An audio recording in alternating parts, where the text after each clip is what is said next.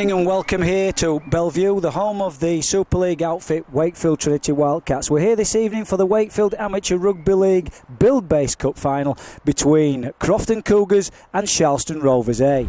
In a short while, the teams will come out here onto this sacred turf to do battle to lift this prestigious trophy.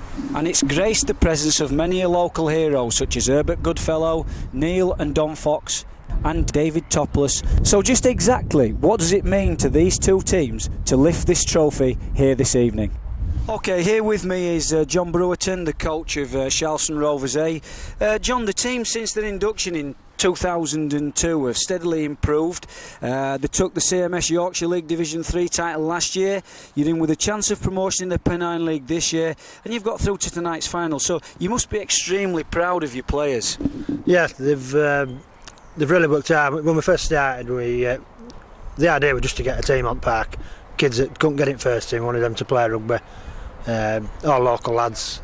And we struggled at first, and we gradually got better and better.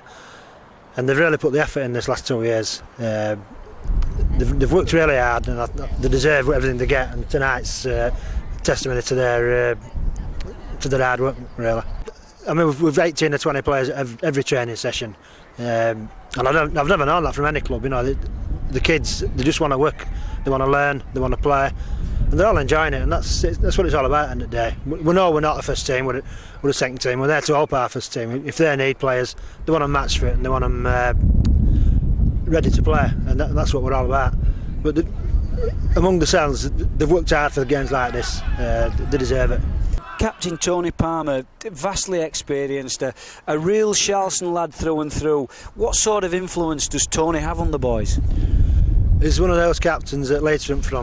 He don't lead by what he says. It's what he does. He's on field. He's non-stop, 80 minutes, tackling, running. He just never stops. He's awesome, really. Kids follow him. They see what he's doing and think, like, well, if he can do it, I should be able to do some of that.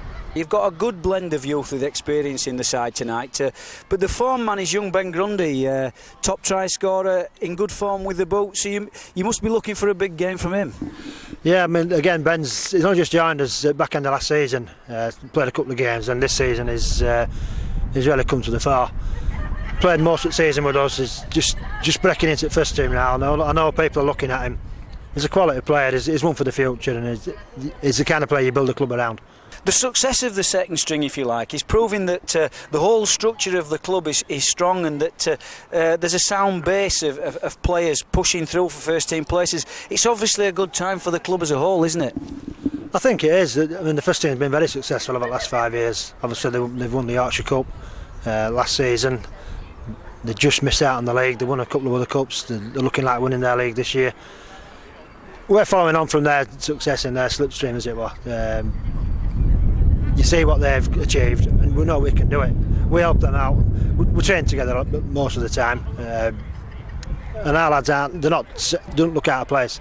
You know, there's a lot of our players would walk into most first teams. Let's just hope then, for Sharlston Rovers and the club as a whole, that you put another trophy in the cabinet tonight. Yeah. Thanks very much, John. Cheers. Thanks a lot, Dave. Cheers. With me right now is Crofton Cougars player coach Stu Moran. Stu, CMS Yorkshire League Division 2 winners, and you're here tonight for the first major final since the mid-90s.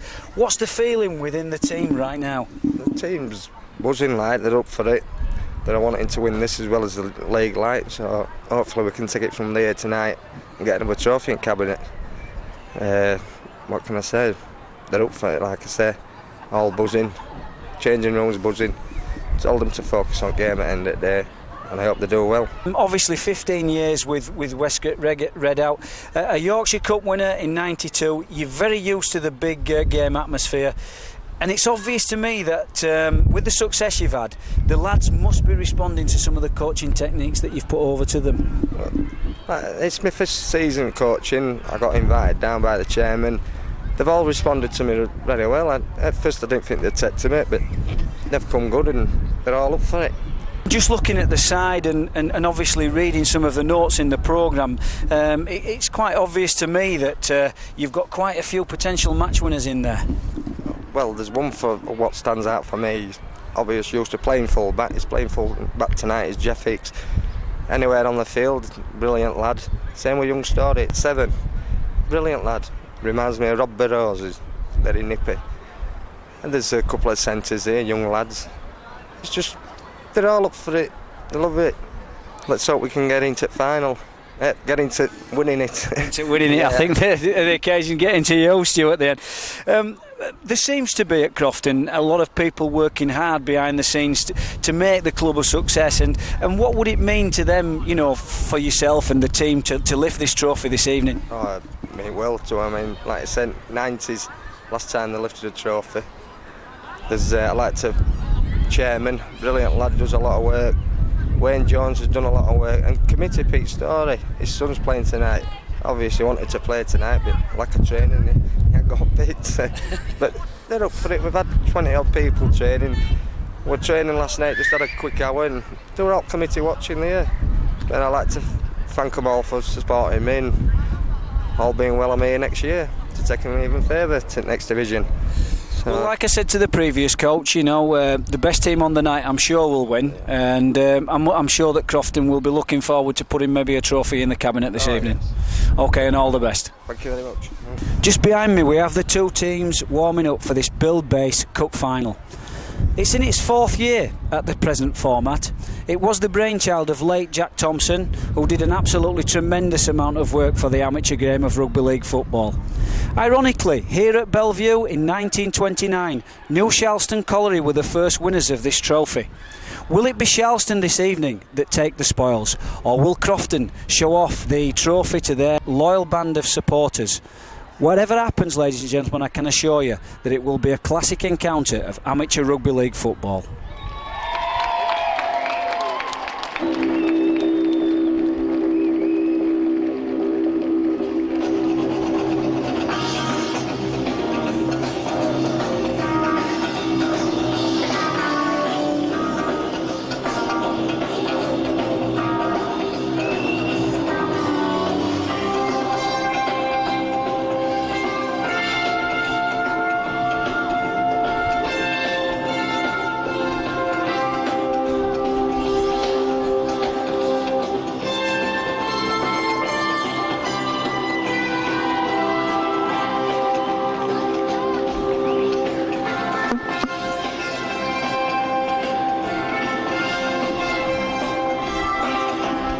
As the two teams then are introduced to the dignitaries for today, the teams are Crofton Cougars, number 1 Jeff Hick, number 2 Richard Evans, 3 Paul Tinsley, 4 Craig Hutchinson, 5 Adam Morley, the halfbacks Sean Alexander and Chris Story at 7, at 8 Lee Garside, 9 Stuart Moran, 10 Neil Longstaff, 11 Chris Bingham, who is the captain, 12 Paul Woodcock, 13 Steve Holt, and the substitutes 14 Greg Dickey, 15 James Bell, 16 Chris Davis and 17 Matthew Andrews. The Sharlston Rovers side for this evening is number 1 Nathan Collinson, number 2 Simon Revell, 3 Ben Grundy, 4 Robert Simpson, 5 James Heath, and the halfback 6 McHaig and 7 Phil Hill. The forwards at number 8 Richard Pager, 9 Phil Golek, at number 10 and captain is Tony Palmer, 11 is Gareth Greenbank, 12 Ian Goodfellow, 13 Stan Smith, and the substitutes for Sharlston 14 Carl Wormold, 15 Gary Cross, 16 Lee Kelly and 17 Jamie Lawson. The referee is Mr. Stephen Greenhaig and the touch judges Mr. Barry Crossland and Mr. Philip Booth. And the game will shortly get underway, and I don't think there'll be any love lost between these two local rivals this evening. It's a fantastic night here at Bellevue, Wakefield. Must be a great occasion for these players to play on such a surface, and it's just reward for all their efforts that they've put in all season to play on a professional ground. So the Buildbase Cup final gets underway, and Philip Hill takes, and that's a great run by Richard Pager, and that's a scoot off from acting halfback, but Paul Tinsley was well in at the tackle there, ably assisted by Sean Alexander. He seems to be in the thick of things at the minute, does Tinsley. And that's Grundy big things expected of Ben Grundy this afternoon. He's the leading try scorer for Sharlston. That's a good hit by Lee Garside there. And that's Phil Hill kicking the ball deep down into Crofton territory. And that's Jeff Hick who picks up. And according to Stu Moran, he's one of the live wires of the Crofton side.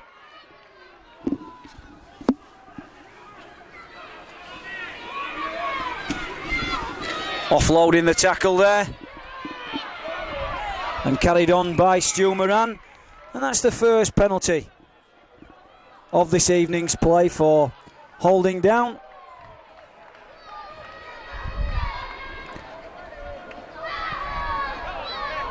And the kick's gone into touch. So Crofton will have the ball inside the Sharlston half. And they're going to pose the first threat of this evening's game from about 40 metres out. Stu Moran said that his team were focused, and John Brewerton said that his team were ready and fired up and ready for this final. And that just goes to show there that the two props are first into the tackle, with Goodfellow ably assisting.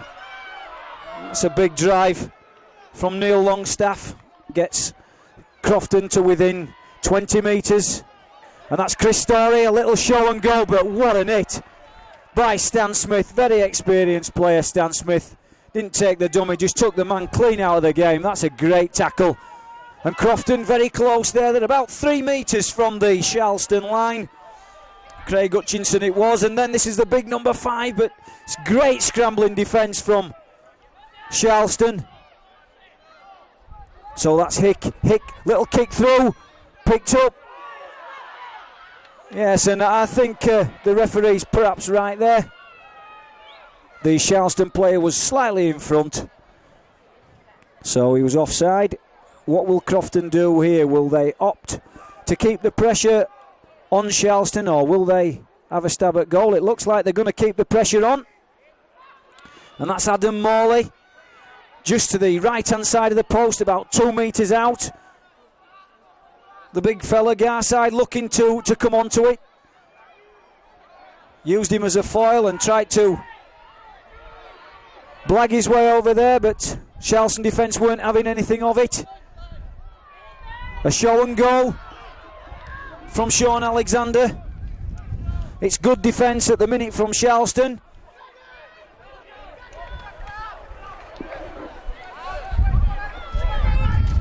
So the ball is quickly moved to Moran. Moran then, that's a little bit of an error there from Neil Longstaff, and Sharlston have picked the ball up and they've got it onto the 20-metre line through Gareth Greenbank. But that's strong tackling from Crofton. This is Phil Golek taking a dart from acting half-back.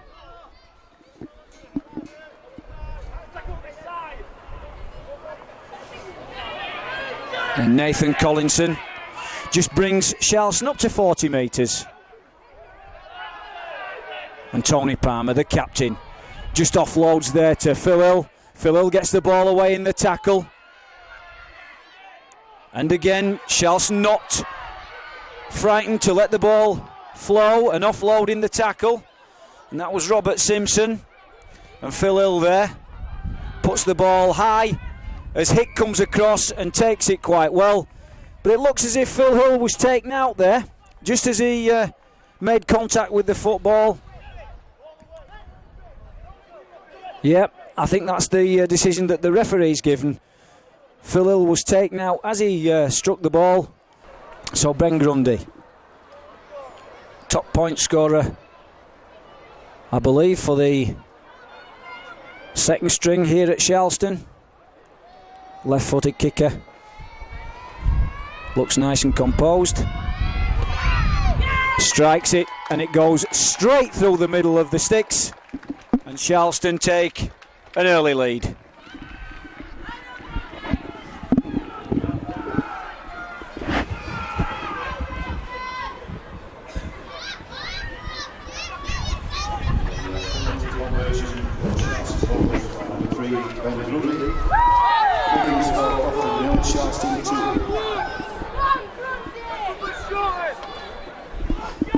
It's always nice to get the first points on the board. Crofton did have a chance to have a shot at goal at this bottom end and opted to keep the pressure on. Sharlston obviously taking the 2 points, and well struck conversion it was too. Richard Pager knows only one way to go, and that's straight forward, but equally met there by Tinsley. And he's in at the tackle again. So Golek fires the ball out to Greenbank. 30 metres out. Palmer looking to set the platform and set the example for his players to follow. Golek once more, opts to go right hand side. It's a nice scampering move from Golek. Just bringing Sharlston to within a couple of metres of the halfway line. Hill it is that's in at acting half-back. Phil Hill just pops the ball up the field and he finds touch some 5 or 6 metres short of the Crofton line. It's a great kick from Philip Hill, and that's always appreciated by the forwards. It's yardage that they don't have to work hard for, but it obviously puts Crofton way back inside their own 20-metre line. And that's Stephen Holt who picks up. Prolific try scorer for Crofton this year. Been one of their standout forwards.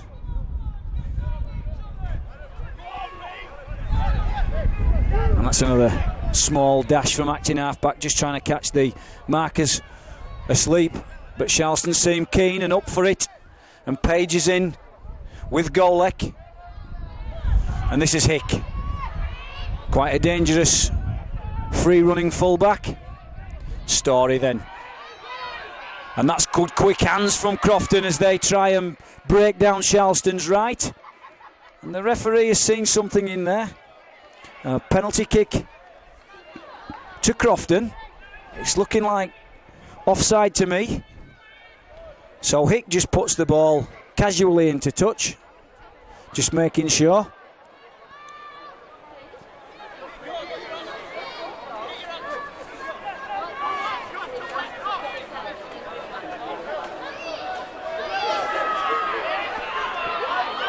Chris Bingham, the Crofton captain, having a tilt. And now Garside just inside the Sharlston 20-metre line. What can Crofton do here, if anything? So the two half-backs look to do a run round, and it was Alexander that took the ball forward, but well met by Stan Smith and Palmer. And this is young Chris Story. A lot of speculation about Chris Story being able to go a long way in the game. We'll just see how that pans out during the course of the game. It's Garside just looking to try and free the ball, but well clamped by Palmer and Greenbank. Moran looks to kick through. It's still on the 5th and last tackle. This is Hick. Hick throws a long ball out. Another kick and taken on the full, so it will be a 20-metre restart for Sharlston.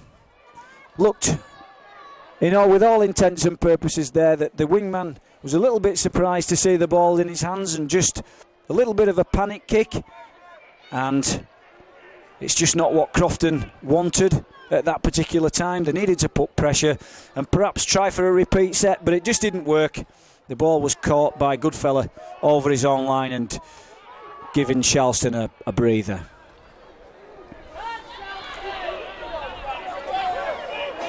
And that's James Heath coming in off the wing just to spell his forwards as Palmer goes forward, and he has support from Stan Smith but doesn't use him on that occasion. Golek just looking up and scanning it from acting half-back and fires the ball out. And this is Goodfella.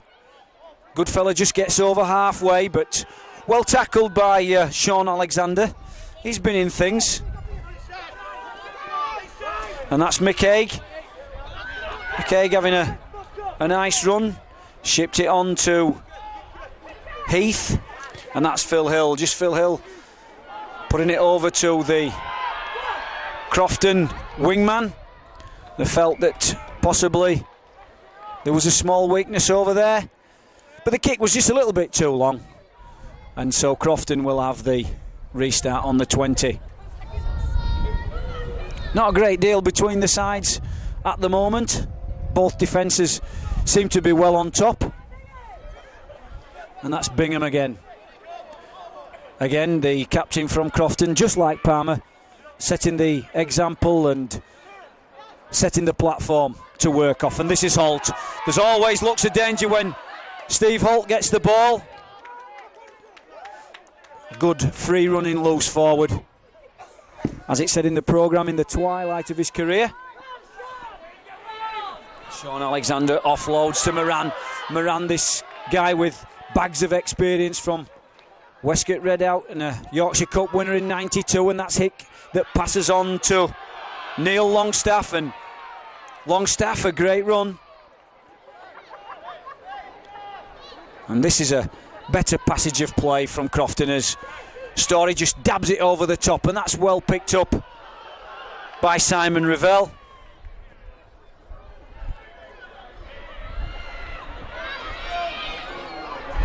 And just a lazy grab there by Garside, almost a head-eye shot. Golek then. Golek from acting half-back. Really well crunched by Bingham, the Crofton captain. And Phil Golek didn't like that and stood up to him as Pager drives it forward. Pager, one of the pick of the Sharlston forwards at the minute. Tony Palmer a little bit surprised to have that ball in his grasp. And Golek again to Hill. Hill trying to get the ball upfield and give his forwards a breather. But Crofton again caught too keen and eager to get into the faces of the Sharlston attackers, and the referee has once again caught them offside. So Sharlston with the wind in the faces will probably only drift the ball no more than 10 metres, I wouldn't have thought. No, there you go. It's better to be safe than sorry. Make your touch and settle and start again. So Golek then will be restarting. Tremendous tackle from Bingham. He's been in everything defensively. And Robert Simpson standing up in the tackle, but unceremoniously put to the ground by Bingham and Tinsley as Palmer just drops back inside. The ball went backwards and Richard Pager was on hand just to tidy things up. Golek scooting off from acting halfback, almost caught Crofton asleep, but who was that again? It was Bingham as Hill looks to get Stan Smith on a little drop-off move, but Stan unable to hold the ball, and therefore Crofton Cougars can relax as they come to this scrum, and they can bring things away from their own line. Still only those 2 points to show on the scoreboard. Excellent kick from Ben Grundy, and this is Hick. Hick stops, turns inside. He is a bit of a live wire, is this lad. Seems to like to get involved in the game. And that's Craig Hutchinson. Hutchinson looking to play the ball really quickly. Moran to Story. Story to Longstaff. Sorry, Garside. Beg your pardon, it was. Moran once again. This is Longstaff this time. But that's a great tackle. It's a low tackle by Greenbank, and it put Longstaff straight down as they attack the short side. Story a little dink over the top. And chased his kick really, really well and put some pressure on the Sharlston receiver, which I believe was Collinson. And Collinson, in trying to get hold of the ball, knocked on. So Crofton have got head and feet at this scrum. Can they put some pressure onto the Sharlston line as Holt gets the ball away to Story, and Story's over. Oh, it's absolutely a superb try. Holt picked up from the base of the scrum and fed young Story, creating a little bit of an overlap, and he went round the last defender. And as Holt was pointing towards the sticks, Story just said, I'm over the line and I'm just going to put the ball down and let's get the first try on that board. And it's Hick to just try and sandwich that ball over the sticks, and it was successful. And so Crofton take the lead 6 points to 2 with approximately 20 minutes of the first half gone. So it's Hill to restart for Sharlston.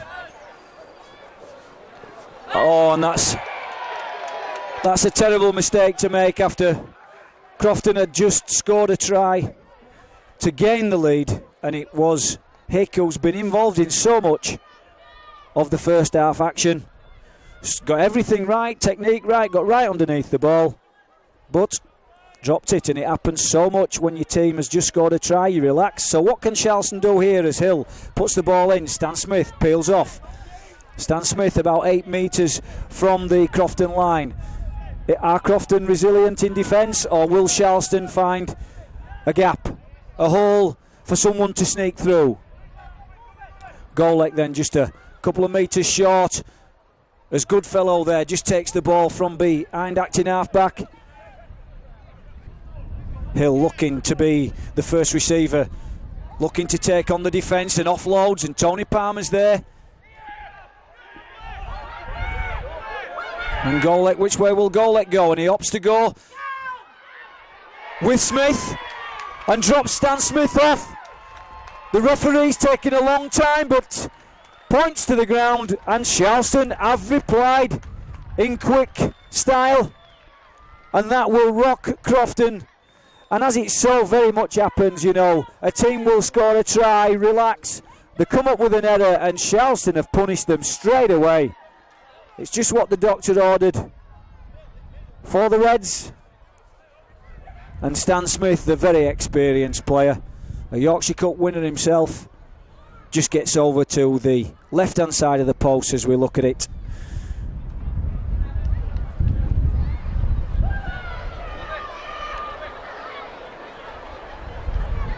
And it's Grundy.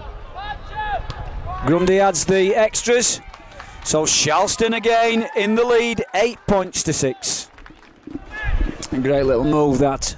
Golek just feigning to go one way, drops Stan Smith off, and he attacks the far side of the play the ball area and gets over as Hill looks to get under it. The ball's definitely gone backwards.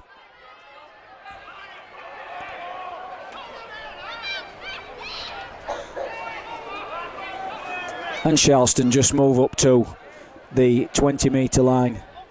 Golek in acting half-back. And this is Pager. Pager runs at Holt. Pulls him down with Garside. And that's Bingham again, setting a good captain's example as Palmer runs centre field and tackled. And we're on the 5th and last tackle, so Hill, I presume, will run at the defence and then kick it over the top. It's a great kick by Phil Hill. Phil Hill's put it into a good area then. It's a great chase from Grundy, but Grundy, yes, he's just managed to grab hold of his man, so it's a good kick chase from Sharlston. I saw them practising that in the warm-up as Hick tries to run off and get some valuable yardage for his team. Again, it's a quick play of the ball and a dart from acting half-back by Richard Evans.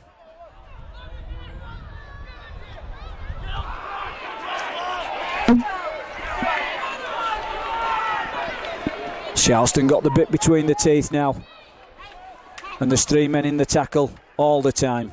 There's Holt. It's Stephen Holt that runs forward, but look again, it's a ferocious tackling from Sharlston. Richard Pager, he's been in everything. That's a kick downfield, and it's gone into touch. Had a think about trying to catch that ball and then thought about it and decided to leave it, so it looks as if it'll be a Sharlston feed.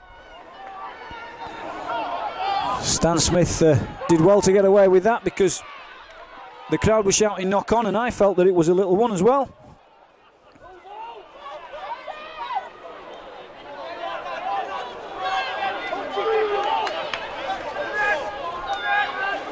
So Golek then to Haig. Haig looks to step back inside. But ran straight into Paul Woodcock. Golek to Hill. Hill looking to drop off Palmer. Palmer drops the ball. But I felt there that Phil just probably didn't give enough air on the ball, didn't pop it up for Tony. Tony having to grasp at it, and that's where the mistake came. Story feeds the scrum, and Bingham pushes off Collinson, but Palmer's out of the scrum quick and gets across. So Crofton posing yet again, another threat. This is Garside. Garside comes forward just outside the 20, centre field. Play can go either way. It's coming to the right, and it's Alexander. Alexander to Woodcock. Woodcock gets Hutchinson, gets the ball. Hutchinson gets away from the first tackler and gives it to the wingman. But it's great scrambling defence. The wingman, Adam Morley, I think it was, who was almost in at the corner, but Sharlston got across to him really well and just pulled him into touch.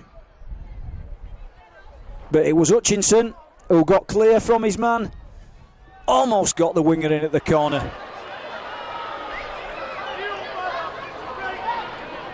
Smith picks up, opts for security and keeps the ball tight under his shirt, but that's good, solid, strong defence from Alexander and Holt, and Hick was in there as well.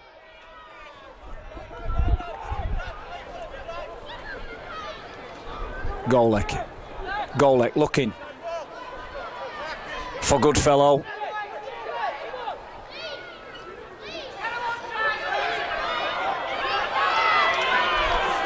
A great little dart from Phil Golek. He's a busy little number 9.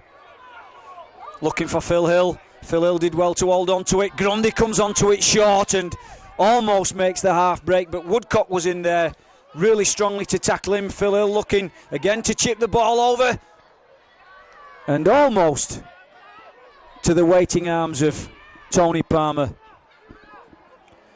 But it was Stu Moran, the player coach of the Cougars, who got to it first.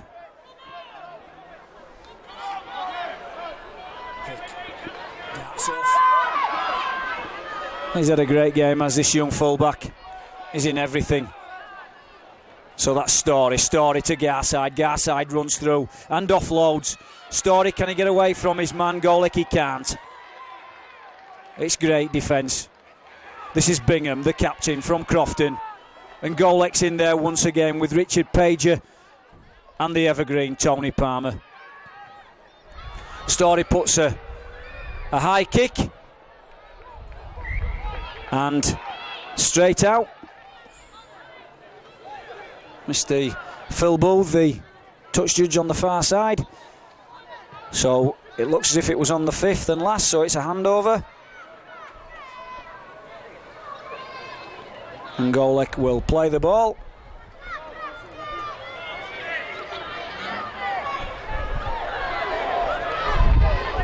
And Garside and Tinsley there.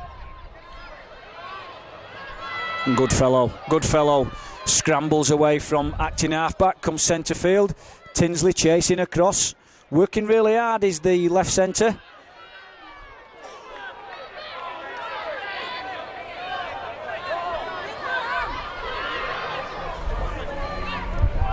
And that's Greenbank. Just on halfway, Golek goes right, dummies, and scampers away and makes a good 10 metres as we're on the 5th and last. So perhaps looking to Hill, and Golek has been given a penalty because somebody gave him a facial. And on the 5th and last tackle, the Crofton coaching staff will definitely not be impressed with that. They'd worked really hard to keep Sharlston to within 40 metres of their line, but now they've given another 6 plays.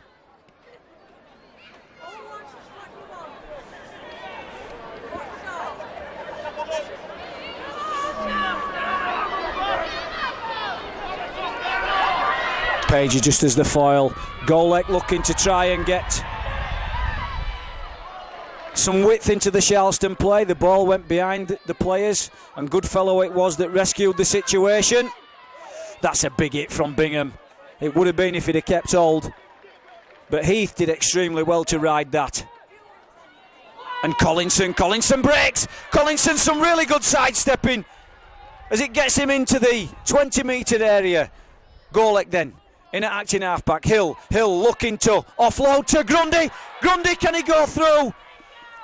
It's unfortunate that the pass was forward, because Grundy came and ran a good line there, but the referee was on hand and he was right in line with that, so we can't argue with the official. But Crofton can breathe a sigh of relief. The story is about to feed the scrum.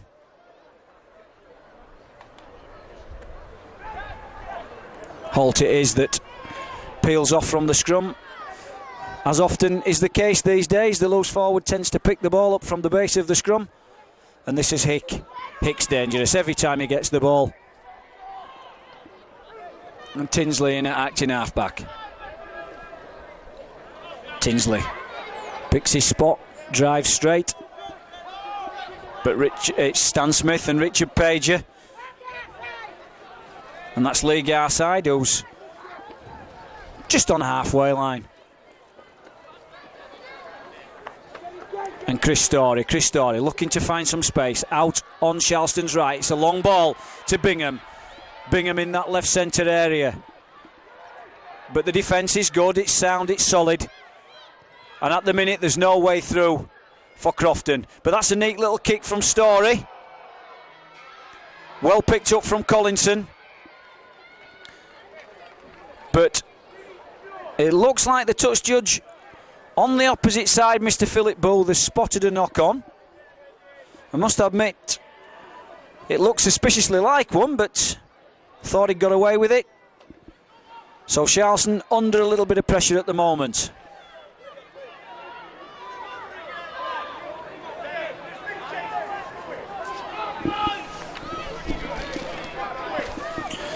I'm making about 35 minutes of the first half gone.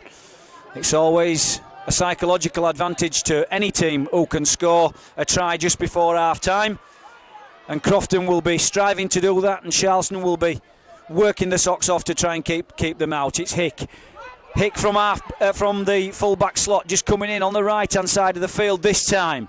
He's been a busy bee for Crofton this afternoon, and it's the wingman coming in and taking a little bit of pressure off his forwards, and that's Adam Morley who scampers to within 8 metres of the line. It's Stuart Moran from acting halfback. Oh, he's only about a metre short. Woodcock in at acting halfback. Which way will it go? It's looking left. And the ball goes out to Story, and Story looks for Garside, and that's a little flick on by Bingham. And this time Phil Booth, the touch judge on that far side, says that was a forward pass. It did come off Bingham's left hand and just went slightly forward, and that's a good decision from the touch judge over there.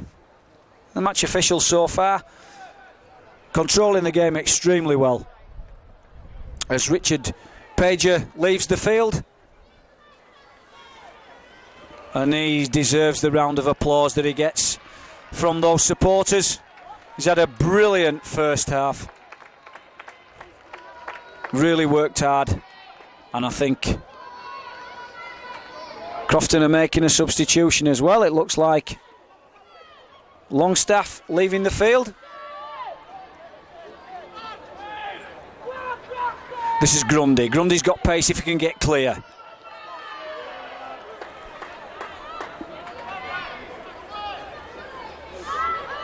Golek looking to attack down the right side.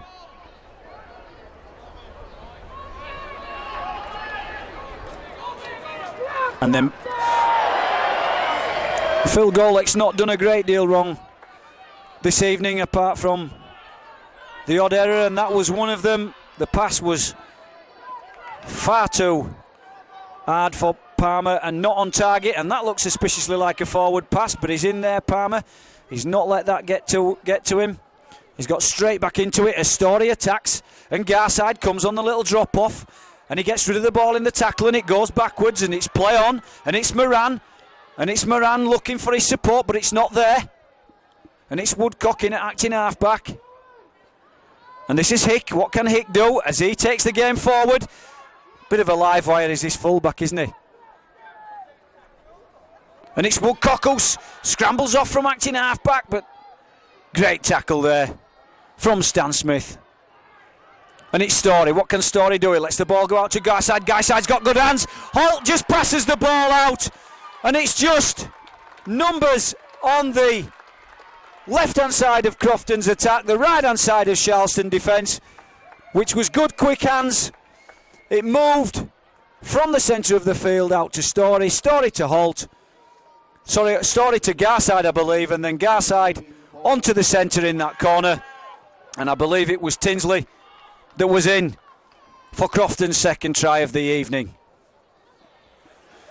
From this position, about 10 minutes ago, Hick was successful with that little wedge shot. Will he do the same thing again as he strolls up to the ball? Little wedge. I don't think it's got the legs, has it? It's not. It certainly hasn't got the accuracy either. So 10 points to 8 in Crofton's favour.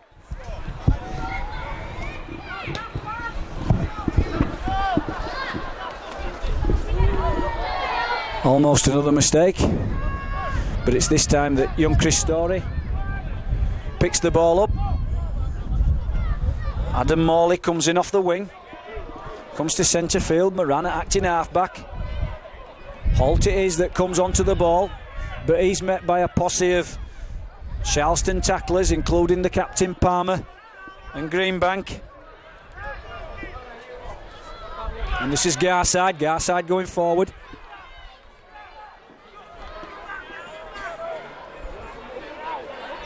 This is Storey getting some width in the game as the substitute Matthew Andrews has comes onto the ball really strongly, and that's Moran who tries to kick the ball into touch, and that's really well picked up there by Simon Reville. It's actually Robert Simpson, I beg your pardon, and Robert Simpson seems to have taken a heavy knock. Sharlston in the second half will have the advantage of this strong wind at their backs. And Crofton, in fairness, have not used the wind that much in this first half. Will the coaching staff, Brewerton and Bailey, will they advise their team to use the wind during the second half? We'll have to wait and see.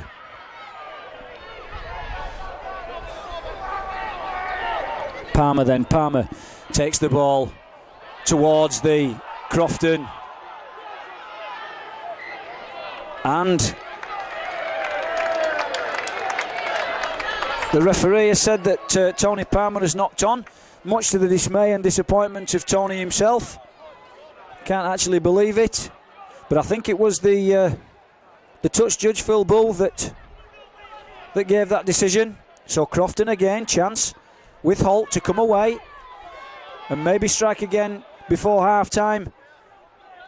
For Crofton it would be a fantastic opportunity. For Sharlston it would be a blow as Hick moves the ball out to Storey, and Storey dummies and twists and turns, but he can't get away from Palmer as Moran looks to Andrews to drive the ball forward. The substitute comes on, standing strong in the tackle, and Moran moves the ball to the left where Crofton have had quite a lot of success as Storey passes the ball to Tinsley. I think it was the same combination that scored the try, but nothing for them this time. Hick will take the ball forward, runs at the defence. He has caused Sharlston a lot of problems as Hick with his direct running, as Storey looks to pass the ball and kick it forward. And it's on the fifth and last, and it's well picked up by Phil Hill.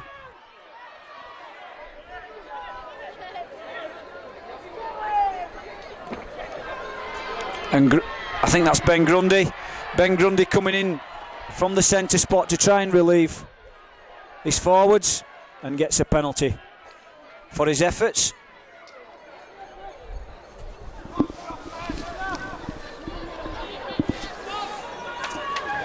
Decides to pass the ball, and that's experienced Stan Smith there. I think if he had his time to come again on that one, he'd probably opt to kick the ball into touch, although he was probably looking at the time left in the first half and maybe trying to catch Crofton unawares. It seems to have backfired him on a little bit.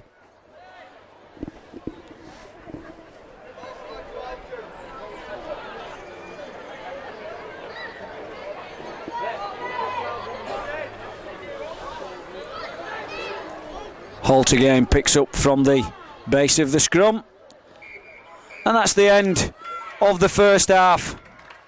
On reflection, only 2 points in it. It is very close.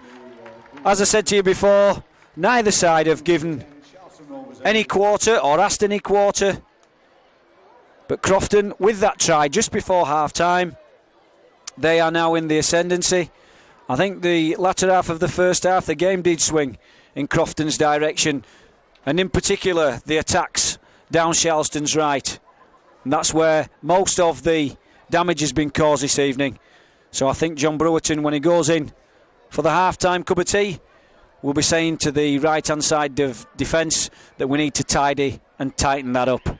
And we'll see you very shortly for the second half.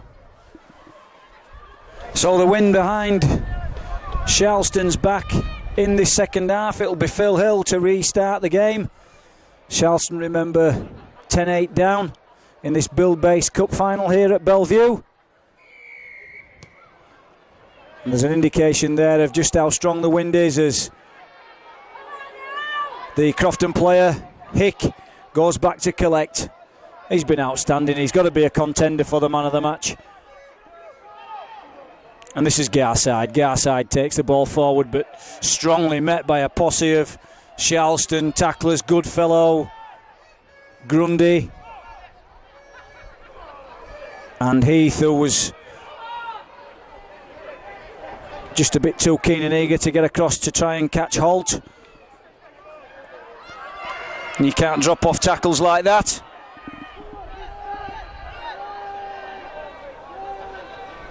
So Crofton with a little drop-off ball to Holt. Sorry, it's Bingham, the captain. He's had an exceptional game. I think possibly 2 people or 3 people out of the Crofton side so far. If you look at Story, who's just kicked that ball there into touch, you look at Bingham, you look at Holt, and you look at this man Hick. All possible contenders for the man of the match. Hill's had a good game. Richard Pager when he was on for Sharlston. And you'll be looking for exceptional performances from those types of players if you're going to win a cup final. And this is Collinson. Collinson can step off that left leg. Did show in the first half when he made a big forage into the Crofton 20-metre zone. And that's Alexander, and it's Tinsley, the try scorer, in at the tackle as Golek. Feeds Gary Cross, and Gary Cross just 40 metres out. Hill looks to the short ball. Good fella came onto the ball well, and if he'd have just had some support on his left hand side there, Sharlston could have been way down into the Crofton half of the field as Palmer takes it up. But well met by the Crofton substitute, Greg Dickey. And the kick from Hill was straight down into the arms of one of the Crofton players. As Hick again runs across the field. Tries to get round the outside of Simpson. Couldn't do that. And Moran urging his player to get up and play the ball as Garside comes on a little drop-off move and beats the first defender, but just couldn't get away from Golek. And this is Dickey again. Dickey runs into Grundy. Grundy brings him down. And this is Stephen Holt. Stephen Holt can run. Can Stephen Holt get over? That's a great clean break. That's the first clean break of the evening's play. Stephen Holt was absolutely in full flight. Fifth and last tackle, because it looks to me as if Sharlston have got the handover. So that'll be a big relief. Because the last thing that Sharlston want is to concede a try in the first few minutes of the second half. But Crofton, I must say, have got the bit between the teeth and are looking the better side at the moment. So it's up to Sharlston to respond. As Golek moves into acting halfback. And Sharlston managed to get towards the 20-metre line, but it's strong and it's face tackling from Crofton. Holding the man up in the tackle, driving him back. Golek looks to Palmer. Palmer steps back inside. Tinsley's been strong in defence as well. Golek looks to drop off Stan Smith. Stan Smith's got a nice turn of pace, just couldn't get away, lost his footing. It'd have been interesting to see if Stan Smith had got clear, whether those old legs would have taken him through, as Hill just looking for some support, maybe looking for a space in the defence, but it wasn't there, as Haig looks to put the ball down deep inside the Crofton 20. Just the bounce doesn't favour the Sharlston defenders, as Crofton through wingman Evans rescue the situation. And look at this guy, Hick, is he going to get away? He's not going to get away, but he's brought his side right up to halfway line. And that's Matthew Andrews. Hickett is in acting half-back. And he looks for Story, and Story to Alexander, and Garside looking for Holt. It's all Crofton at the moment, and to be fair, Sharlston are hanging on, and so much so that they've actually given a penalty away for holding down. Carl Wormold trying to gain a few valuable seconds for his defence to get back in position, and in doing so gives the penalty away. So Crofton now, they're deep inside Sharlston territory, and they're looking good at the moment, getting some width from the two half-backs and bringing the likes of Garside and Holt striking at the smaller players on the fringes. And it's Garside looking to offload to Holt. Can Holt get away? He can't. It's Grundy this time that brings him down. Quite solid in the tackle was Grundy, and he's hurt Stephen Holt a little bit.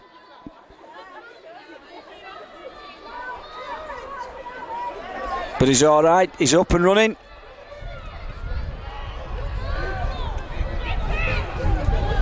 Crofton then getting ever closer to the sticks. And this is Moran.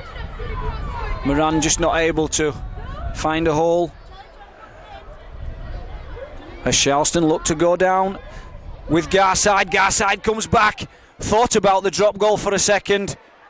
Thought better off it. We're on the fifth and last tackle. It looks as if it's going to move to the left. And he's dummied and gone over as Moran. Oh, tremendous play from the experienced Stuart Moran, the player coach. Looked to shift it pretty quickly to the left, came back to the right and caught the defenders on the left hand side of the ruck there fast asleep, and he manages to get over. And that's a desperate try that Crofton wanted, with all the attack that they had there over the last 5-10 minutes of this second half, should I say, and they've come up with the try. Sharlston didn't need that. They're already 10-8 down, and they needed to gain some ascendancy in the game, but it's just been given at the minute to Crofton. And it's Hick, this very dangerous runner, who's converted the try by Moran, and that puts Crofton 16-8 up. Hill then just tries the little chip over, puts some backspin on it as Golek goes for it.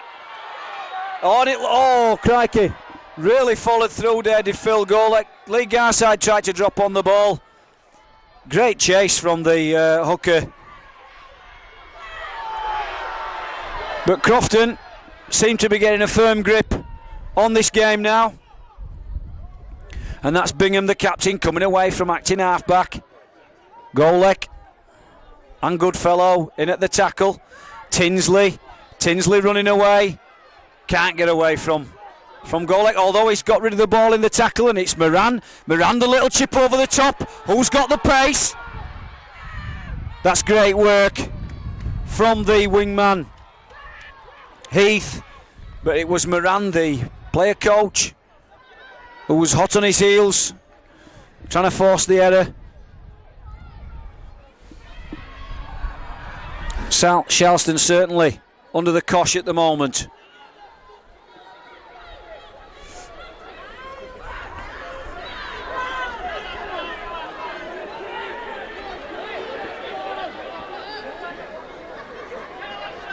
Golek to Hill. What can Hill do? That's a great tackle from Matthew Andrews. Man on ball as Haig looks to chip it over the top, but straight into the hands of Tinsley. Tinsley gets away from Hill.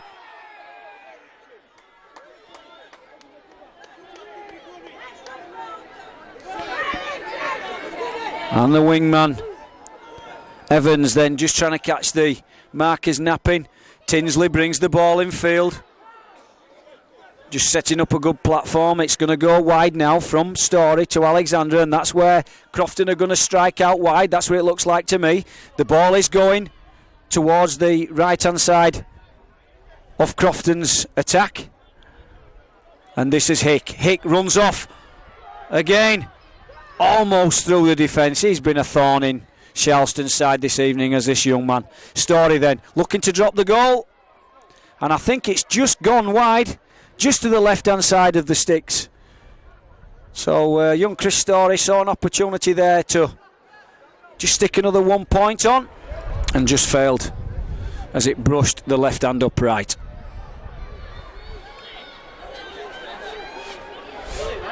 But there's no way through this Crofton defence at the minute as they're camped in the Sharlston half of the field.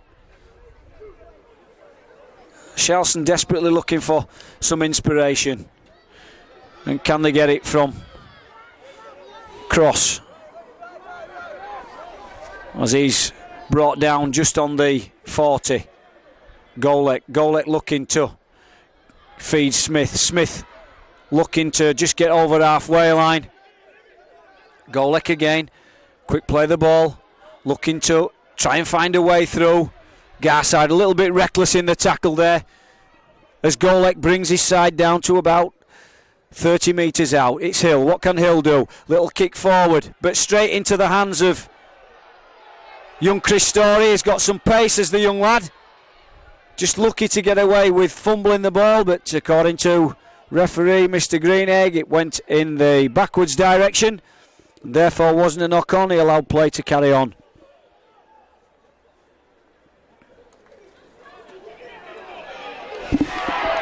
That's a little bit better from Sharlston. They can take heart from the way in which they're actually defending now that they're down in this area of the field. But this Hick, crikey, he's got through a great deal of work to this evening.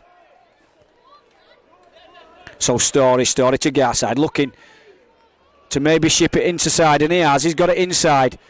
But the referee, with some assistance again from touch judge, saying that there's an error in there. A knock on. Head and feed Sharlston. So Sharlston then inside the Crofton half. Really need something soon, Sharlston. They've certainly got to be the next point scorers if they're going to get anything out of this game.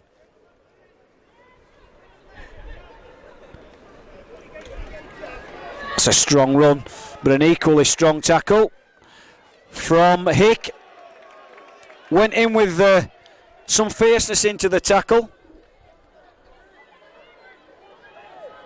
And Lee Kelly it was that spilt the ball. Therefore, play swings back into Crofton's favour once again. That's Alexander. Alexander taking the ball up just to the 40-metre area.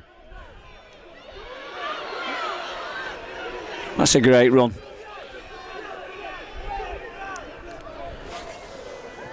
From Adam Morley. And Crofton seem to be finding chinks in the Sharlston armour. A quick pick up from Woodcock. Woodcock running across. And this is Holt coming on the charge as he straightens up, offloads the ball. This is good play from Crofton back to Woodcock. Woodcock, did he manage to find a hole? No, he hasn't. But Crofton through Story in at acting half-back in a very dangerous situation. He runs off, feeds the ball out. And Crofton once more get in the corner. Story scampered away from acting half-back. Lovely long pass there to I think it was the wingman, Adam Morley, and I think Adam Morley has got in at the corner. The touch judge had no hesitation. It's Hick with the wind in his face. Needs to really thump the ball. And it's just gone to the right hand side of the post. So, Crofton 20, Sharlston Rovers 8. 12 points the difference, 2 converted scores. It's what fairy tales are made of, it's what finals are made of. You know, Sharlston, if they don't let the heads go down and get some consistency back in the play, who knows? But they need to score quick. And they need to get back into this game pretty quickly. And defence like that goes a long way. So Sharlston moving up pretty quick. But Bingham's had a sound game. And this is Holt. Holt coming forward. Takes some stopping. Stephen Holt. He's had a fine game. Along with Hick and Story. That's a great hit by Ben Grundy. The big forward felt that. Longstaff. This is Hick again. Just steps off that right foot and almost finds a way through, but crosses there. And Hick, has he injured himself or has he just got a little bit of cramp? The way that it's looking is a little bit of cramp. Let's hope that the injury is not too serious as Chris Story looks for some open space. And he's found it, and he's found his touch. You can't ask any more from your half-back when he finds his touch. So Sharlston in desperate need of some inspiration now. The question is, who's going to stand up and be counted, and who's going to take the game forward?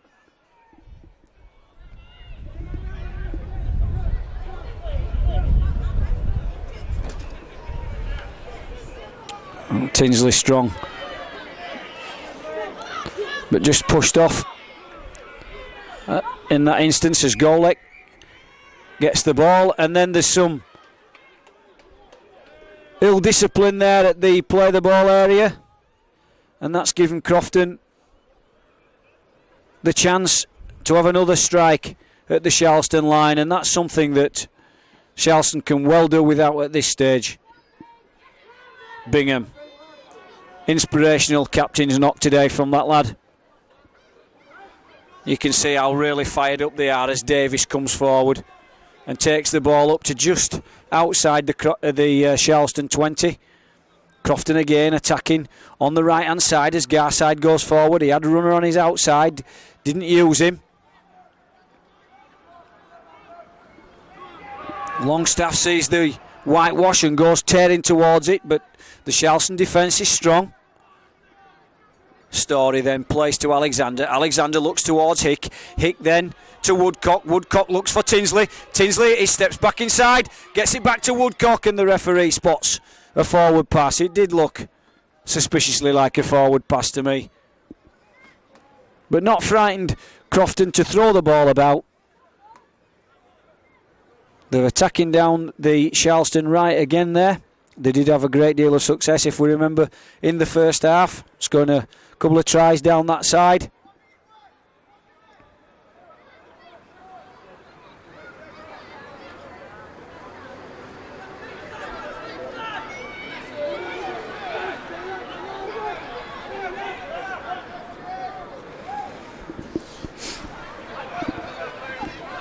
And Crofton certainly got the bit between the teeth, haven't they? Just look at the ferociousness of that tackling.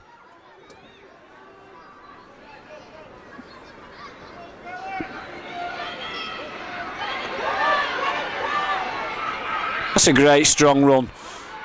That's what the Sharlston players will take heart from. Runs like that. That's Palmer. Yes, and I felt it was too. I felt that Bingham, he's tackled really strongly all game, but in that instance he's got his technique all wrong.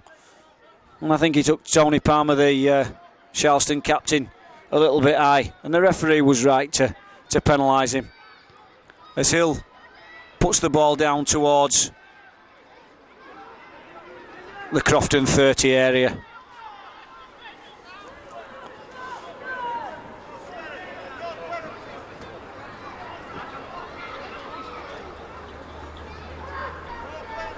Phil Golett looking to restart the game then.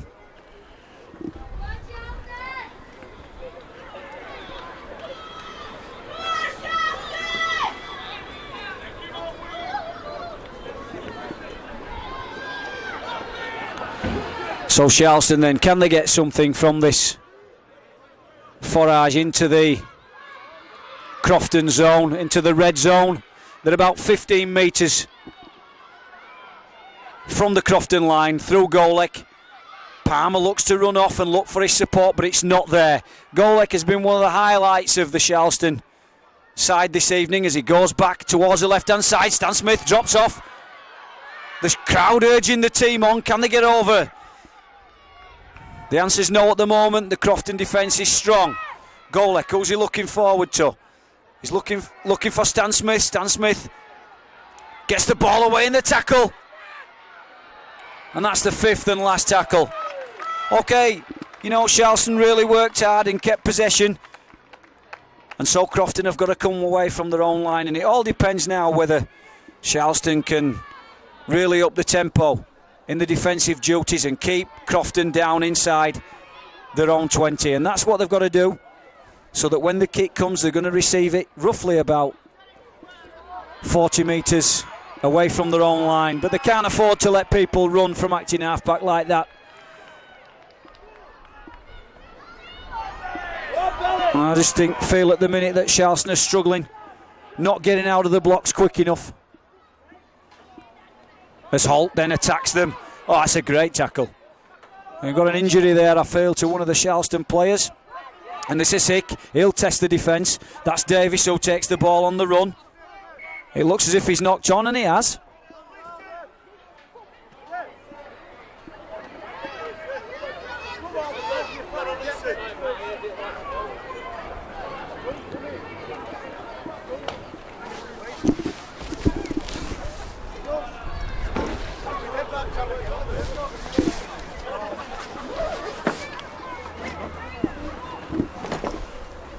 And there's a stoppage in play. It looks as if the Sharlston substitution, Jamie Lawson, substitute should I say, Jamie Lawson looks a bit weary. Oh, and struggling to keep his feet. Obviously took a little bit of a blow to the head there. They're all tough, these rugby players. Can't stand those little knocks. But time's ticking away for Sharlston, and they need something pretty quickly. As Stan Smith looks for the hole. It's not there. Golek to Greenbank. Greenbank looks to try and break through this Crofton defence, which has been well marshalled. It looks well balanced as well, as Cross looks to break through and can't. Golek, can he set something up here as he looks to his right? Looks a bit one-man rugby-ish from Sharlston at the minute. The half-backs need to take control and try and organise something. As Golek steps away from acting half-back once more. I think we're on the 5th and last tackle. Needs some creative play as Phil Hill looks to Stan Smith. Stan Smith looks to kick the ball through. And a little bit too heavy with the kick there, and Sharlston, to be fair, look a little bit void of the ideas to open this Crofton defence, especially when they get into that 20 area. And if you're going to win finals, you need somebody, as I said earlier, to step up and unlock the door. And they just don't seem to have anybody on the field at the minute that can do that. Whereas Crofton are running hot with the likes of Hick and Story and Alexander and Holt. And they're finding it really difficult to contain those 4 at the minute. Everything seems to be coming off those 4 players. And here's one of them, Stephen Holt. Had a great game from loose forward. He's a contender for the man of the match along with Hick. I have a serious thought that it'll be one of those 2 that takes the man of the match. Young Story was in contention at one time, and perhaps just a few unforced errors have just nudged his nose out. But Crofton at the minute, definitely the better side. Sharlston hanging on really, as the influential skipper Tony Palmer leaves the field of play. Great captain's knock from Tony, 43 years of age, sets a great example.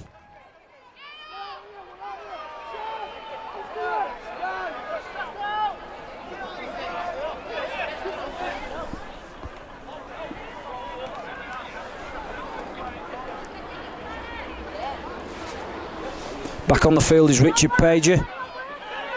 Richard Pager coming for his first action of the second half, but Woodcock was there. Good second rows tackle as Stan Smith drops off the wingman Heath, and Heath looks to break clear. If Sharlston could get a try, who knows? It would be really in the melting pot. He's got rid of the ball, so it's Greenbank. Greenbank still going. It is 5th and last. So Golek to Hill. What will Hill do? Hill sees Pager. Pager on the charge. Can he get over? Oh, he's held up. And with it being the last tackle, it's the handover. And the referee will take it 10 metres out. It's not the 5th and last tackle. It must have been the 4th play. This must be the 5th and last tackle, is it?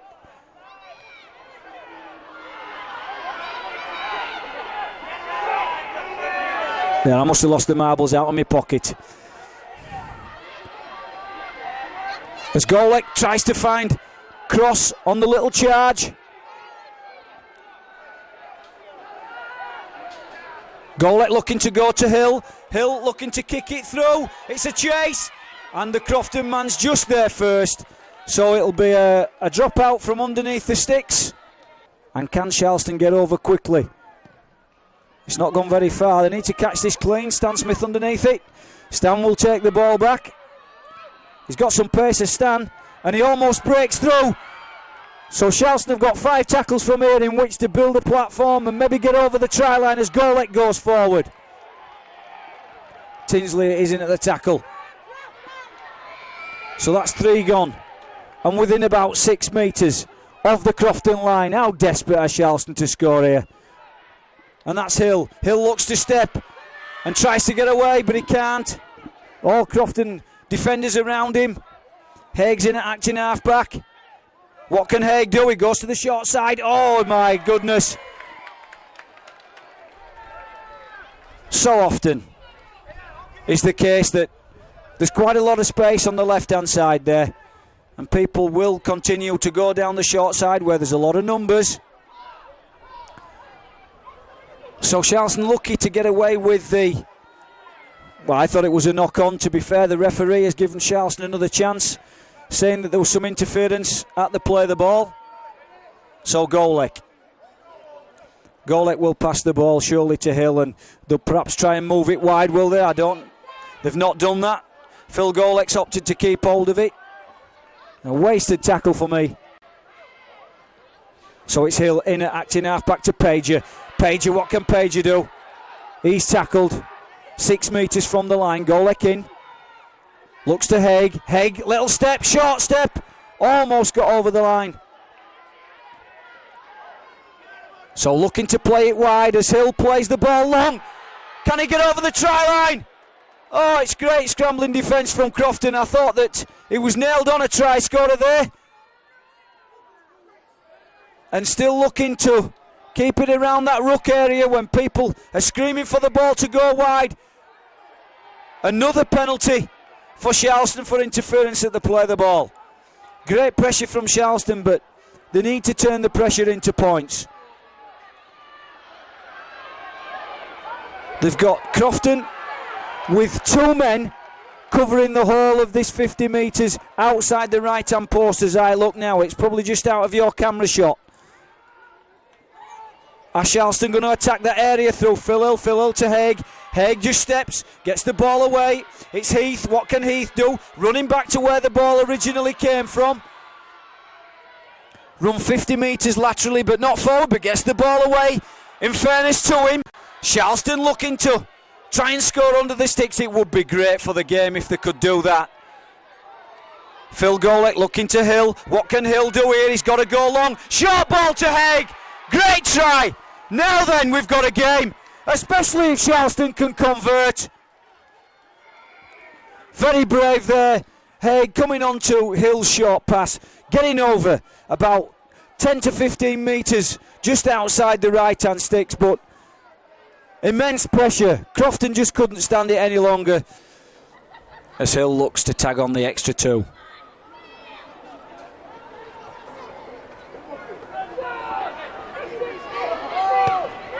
He's missed it. He's missed it, so to be honest, Sharlston have got to really work hard now. 20 points to 12, so there's 8 points in it. Who knows if they can score a quick try, but Crofton, perhaps they feel that they've done enough. They're not in a great deal of hurry to get to the halfway line. I think the referee will have to stop the game, or stop the clock, should I say. Yes, he's looking at his watch right now.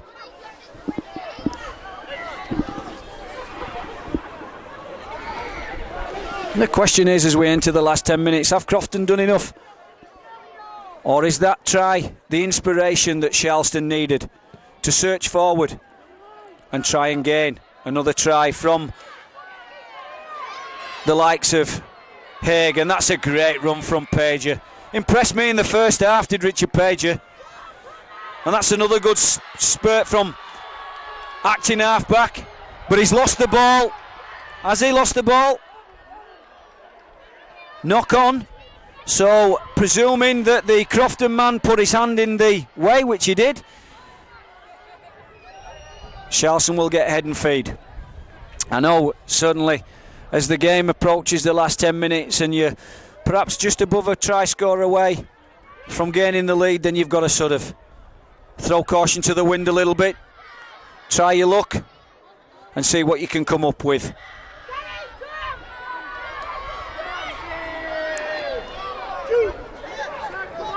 Halfway line for Sharlston. Golek in to Pager. Pager taking the ball forward and only knows one which way to go, Rich Pager. Golek again looking to feed Hill, but this time it's the big forward, Jamie Lawson. Jamie Lawson brings the team to the 40 metre line. Stan Smith trying to attack the short side, but Crofton were alert to it. We're on the 5th and last tackle. Hill looking forward, looking to kick over the top. Has he put it? He hasn't put it short of Hick. He's put it into the arms of Jeff Hick, who's had an outstanding game. I still feel that Hick and Holt will battle it out for the man of the match. But it's Tinsley at this moment that takes the ball forward for Crofton. The time is ticking away. Crofton are 8 points clear.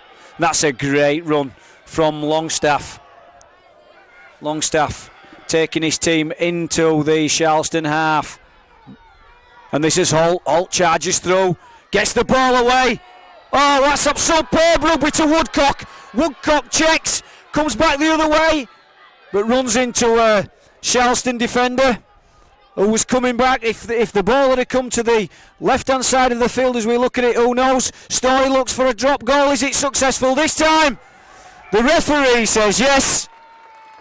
And to be perfectly honest, that could be the ball game for Crofton.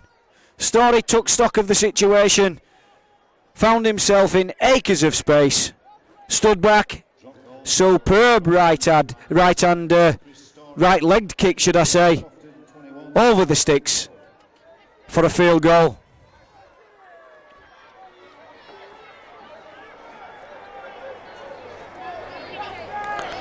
So Sharlston just need a little bit of luck. Story collects.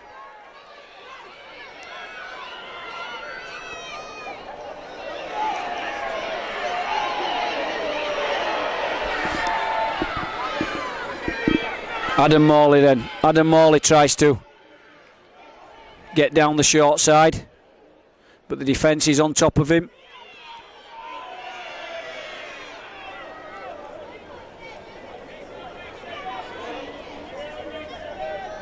Holt once more, just steps off the left leg, goes into a 4 or 5 Sharlston tacklers. Not been frightened to take the ball forward, Stephen Holt. As Garside steps forward, looks to pass to Hick. Hick looking to offload, is he? Can he offload? No, he can't. That's a great tackle from Haig. Hick was what you could call unceremoniously pounded into the ground. Oops, a little pass over his own line. Quite dangerous play, really. Heath just brings it away. And this is Simpson. Simpson looking to bring the ball wide. Try and get skirt round the outside of the defenders. It's not happened this time. Golek bringing it forward.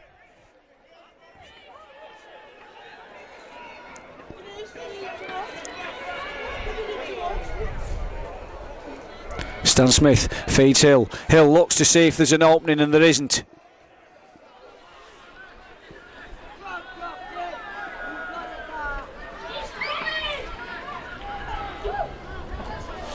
Golek once more. He has this burning ambition inside him to do well in every game, does Phil Golek. And he's trying to take his men forward. As Hick looks to round the defender and can't do so. Great tackle from Lee Kelly. But this is Chris Davis. And Chris Davis is into touch. And that's the end of the game, ladies and gentlemen. Crofton Cougars are the winners of the Buildbase Cup final. And in fairness, during this second half, they did take control. And through the likes of Hick, Holt, and the two half-backs, Alexander and Story, and the persistent running of the two forwards in Garside and Longstaff, I think were just a little bit too strong for the Sharlston outfit. Great performances though from Sharlston's Phil Golek. Phil Hill with his tactical kicking. Some great passages of play which ended up in a try for Haig. Just weren't enough at the end of the day. Crofton Cougars were, in my view, the stronger team in the second half. And at the end of the day, thoroughly deserved their victory. So it's congratulations to the Crofton Cougars. Commiserations to Sharlston Rovers, who have done extremely well. I think they came into this game as the underdogs. And Crofton Cougars were just a little bit too strong for them. As celebrations take place on the field, Moran there with the water just tipped over him, but he won't be bothered about that. So Bingham, who also had an outstanding game, is the captain of Crofton Cougars, and he will collect the trophy for Crofton, but in the first instance, and led by captain Tony Palmer, the losers, Sharlston Rovers A, will collect their trophies.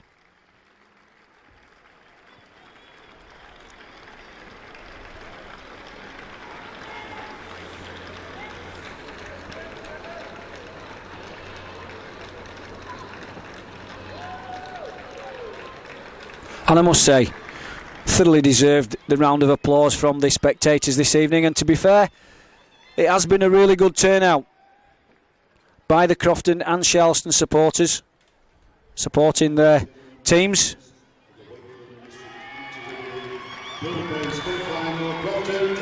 And up comes Chris Bingham to take the trophy. Crofton Cougars, the winners of the Buildbase Cup final here at Bellevue.